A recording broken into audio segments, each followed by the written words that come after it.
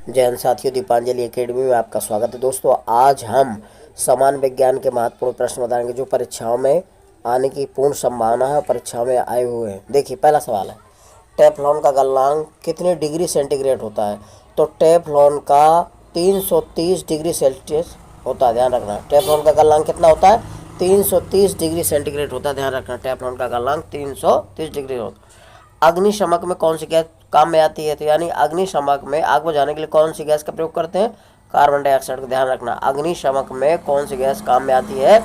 तो carbon dioxide. अगला है, दूध उदाहरण है किसका? तो दूध एक एमल्सन पायस होता है, ध्यान रखना। दूध का उदाहरण क्या है? एमल्सन, यानी कि पायस। दूध एक क्या होता है? पायस का उदाहरण, ध्यान रखना। इसी को बोलते हैं एमल्सन। अगला है, सूची 1 तथा सूची 2 से शामिल करना है नीचे दिए गए कोड। तो देखिए, सूची 1 और सूची 2 दिए गए हैं। तो लैक्टिक अम्ल पाया जाता है दोस्तों, दूध में पाया जाता है, ध्यान रखना। ठीक है, लैक्टिक अम्ल किसमें? दूध में पाया जाता है। और एसिटिक अम्ल पाया जाता है सिरका में, ठीक। और साइट्रिक अम्ल पाया जाता है नींबू में, ध्यान रखना। और ब्यूटराइक अम्ल पाया जाता है दुर्गंधयुक्त मक्खन में, ध्यान रखना। तो एक बार पुनः समझिए, लैक्टिक अम्ल पाया जाता है दूध में, एसिटिक अम्ल में सिरका पाया जाता है, साइट्रिक अम्ल नींबू में पाया जाता है, और ब्यूटायरिक अम्ल पाया जाता है दुर्गंधयुक्त मक्खन में।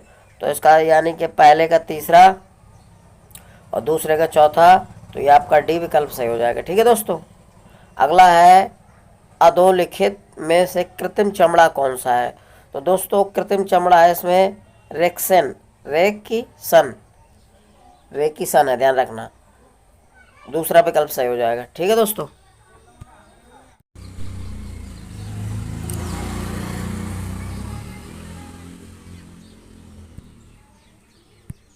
अगला है साथियों, रोडेंटिसाइड वह रसायन है जिसका प्रयोग किया जाता है, किसको नियंत्रण करने में किया जाता है?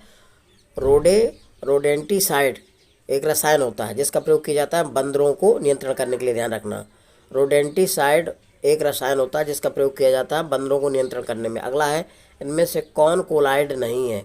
तो शहद दोस्तों कोलाइड नहीं होता। दूध है, खून है, आइसक्रीम, ये सभी कोलाइड होते हैं, लेकिन शहद कोलाइड नहीं है, ध्यान रखना। ये एक श्यान द्रव है।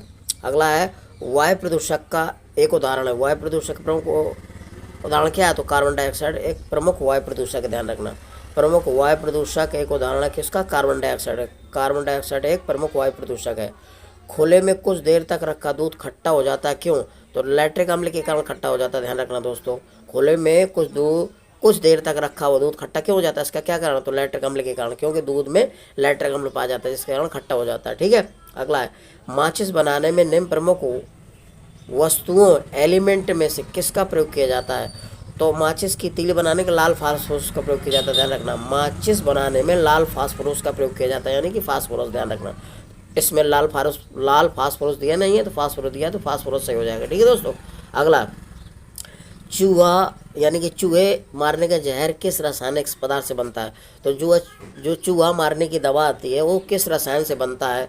तो ये बनता है तुम्हारा पोटेशियम साइनाइड से, ध्यान रखना। चूहा मारने की जो दवा बनती है वो पोटेशियम साइनाइड से बनता है, ध्यान रखिए। अगला है, निम्नलिखित में से कौन सा एक यसद पुष्प कहलाता है? तो जिंक ऑक्साइड यसद पुष्प कहलाता है, ध्यान रखना। कौन सा एक यसद पुष्प कहलाता है? तो जिंक ऑक्साइड यसद कहलाता है। जिंक ऑक्साइड क्या कहलाता है? यसद पुष्प कहलाता है। अगला है, निम्नलिखित में से कौन सा अम्ल दूध से दही बनाने के दौरान बनता है? तो लैक्टिक अम्ल बनता है, ध्यान रखना। दूध से दही बनाने में कौन सा अम्ल होता है? तो लैक्टिक अम्ल। कौन सा अम्ल दूध से दही बनाने के दौरान बनता है? तो लैक्टिक अम्ल बनता है दूध से दही बनाने में। ठीक है दोस्तों। अगला है साथियों, आग बुझाने वाले संयंत्र में कार्बन डाइऑक्साइड गैस किस अपक्रिया से पैदा होती है? तो आग बुझाने वाले संयंत्र में कार्बन डाइऑक्साइड गैस किस अपक्रिया से पैदा होती है? तो जब सोडियम बाइकार्बोनेट तनु सल्फ्यूरिक अम्ल से क्रिया करता है तो कार्बन डाइऑक्साइड गैस बनती है, ध्यान रखना। सोडियम बाइकार्बोनेट तनु सल्फ्यूरिक अम्ल से जब क्रिया करता है तब कार्बन डाइऑक्साइड गैस बनती है, ध्यान रखना। अगला है, पीने वाली शराब का मुख्य अवयव क्या होता है? तो पीने वाली जितनी भी शराब होती है सब में एथिल एल्कोहल होता है, ध्यान रखना। एथिल एल्कोहल पीने वाली शराब सब में, चाहे ब्राउन हो, चाहे वो तुम्हारा आपका क्या बोलते हैं रम हो, चाहे विस्की हो, सब में एथिल एल्कोहल की मात्रा होती है। इसका सूत्र होता है C2H5OH। ठीक है, C2H5OH होता है। तो एथिल एल्कोहल होता है पीने वाली शराब में, ध्यान रखना।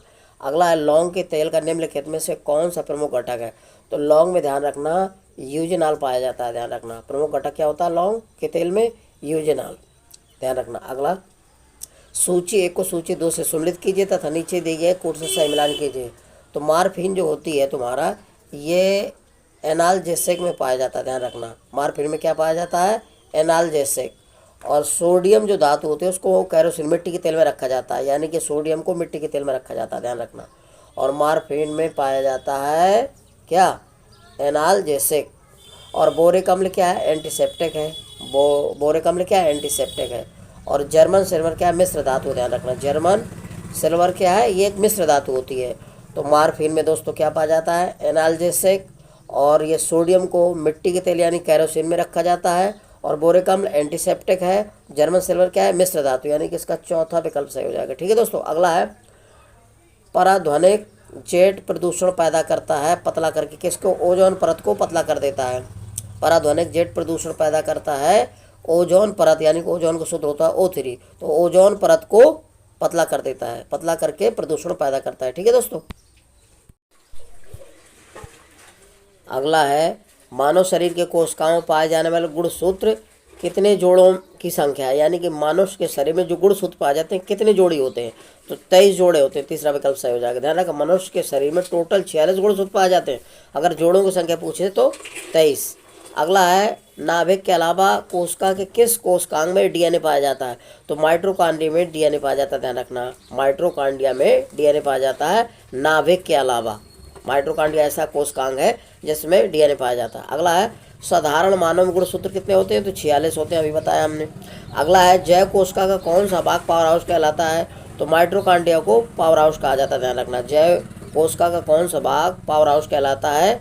बिजली हाउस पावर, यानी कि माइटोकॉन्ड्रिया कहलाता है। ठीक है। कोकाइन जो मलेरिया के इलाज में प्रयोग की जाती है सिकोना पादप के किस भाग से प्राप्त होती है? तो छाल से प्राप्त होती है, ध्यान रखना। कोकाइन एक मलेरिया की बहुत अच्छी दवा है जो सिकोना के पौधे की जो छाल होती है उससे प्राप्त होती है। ठीक है।